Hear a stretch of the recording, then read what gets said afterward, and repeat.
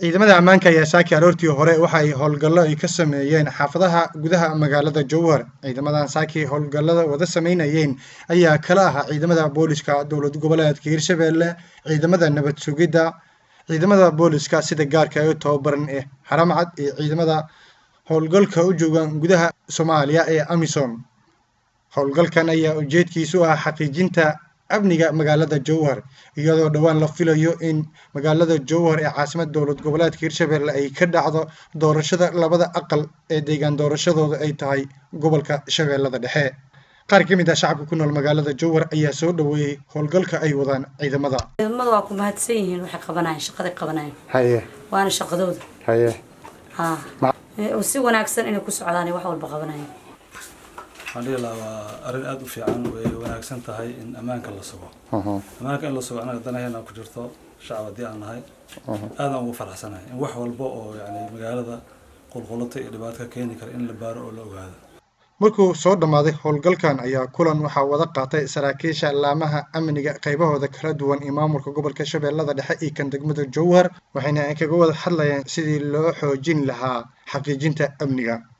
kulanka kadib waxaa goobta ka hadlay gudoomiyaha degmada Jowhar Cismaan Maxamed Muqtaar Baarey. marka hore ilaa baa mahad leh marka xigta waa idinka mahad celina howlgalka iskaashiga fiican leh maanta aad qabateen aad qaban doontiin haddii la yiraahdo waa soo dhaweyneynaa haddii la yiraahdo bacdama ay soo socoto election ama doorasho in la xaqiijiyo amaanka wax loo baahan yahay. sidoo kale waxaa sanan ka hadlay taliyaha ciidamada booliska sida gaarka ah ee tababaran ee Haramcad ee howlgalka u jooga gudaha magaalada Jowhar Nuur Cabdullaahi Nuur Dheere iyo madaxa howlgelinta operationka AMISOM ee sector 5. alxamdulillah saakay 12 saac waxaan ku baxnay operation target ahaa alxamdulillah ilaahay nagu guuleeyay ciidanka AMISOM saraakiisha AMISOM ciidanka booliska nabad sugidda dhammaan ciidanka qalabka sida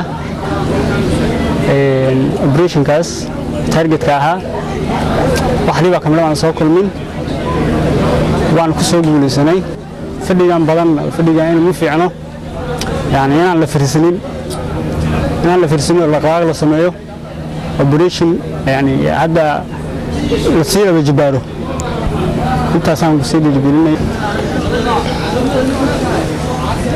So once again, thank you so much. As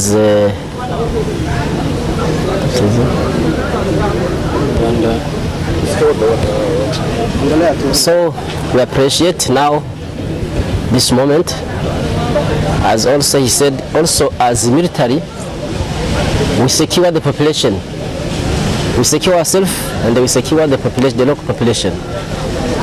So if the population get a problem, it becomes to us now to suffer because we are protecting them. This is the case now because we are approaching the election process. When we come as AMISOM to secure this process, to protect the institution which will be elected after this election. And then during the election process, we may come as AMISOM to be aware that what is going on. ugu dambeyn waxaa goobta ka hadlay gudoomiye ku-xigeenka siyaasadda gobolka Shabeellaha Dhexe ahna kusimaha gudoomiyaha gobolka Shabeellada Dhexe Maxamed Cabdi Sheekh Xandow. waxaan rabnaa in howlgalkan uu noqdo mid socdo maanta ayuu noo bilowday si fiican ayuu noo bilowday waa ilaahay mahadiis. waxaan rabnaa guri ku yaala Jowhar degmadiisa afartiisa waaxood waxaan rabnaa inay gaaraan ciidamada si ay u hubiyaan gurigaas cidda degan iyo sida waxa yaala iyo si uusan cadawga jaanis